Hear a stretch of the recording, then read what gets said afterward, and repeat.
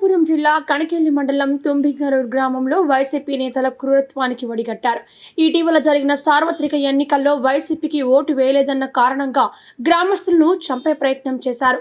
తాగునీటి ట్యాంకులో పురుగుల మందులు కలిపిన వైసీపీ నేతలు గ్రామ సర్పంచ్ వైసీపీ నేత ఫణీంద్ర ప్రోద్బలంతోనే త్రాగునీటి ట్యాంకులో పురుగుల మందు కలిపారంటూ గ్రామస్తులు ఆరోపిస్తున్నారు.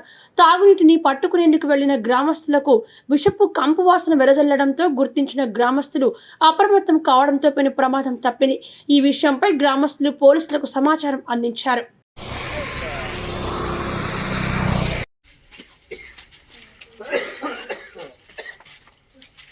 ನಿಂದು ಕಾಪತ್ತಾರು ಜನ ಇಟ್ಕೊಂಡು ಹೋಗ್ಬಿಟ್ಟಿದ್ರು ಗಂಟು ಹೋಗ್ಬಿಟ್ಟಿದ್ರು ಹುಡುಗರು ಇಪ್ಪಡಿ ನಿಂದ್ರೆ ಯಾರು ನಿಂದಿರ್ತಿದ್ರು ಅದು ಯಾಕೆ ನೀನಂತ ಗೊತ್ತಿದ್ರಮ್ಮ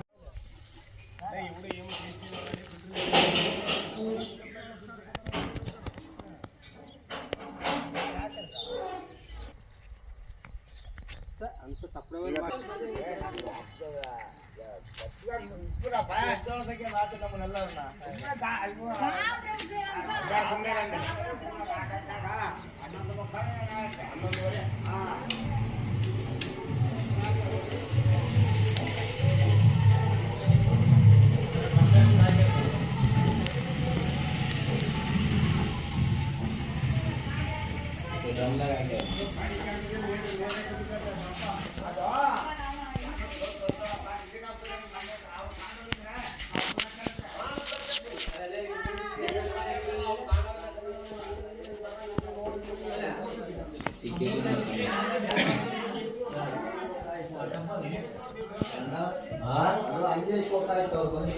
ಹಂಗೆ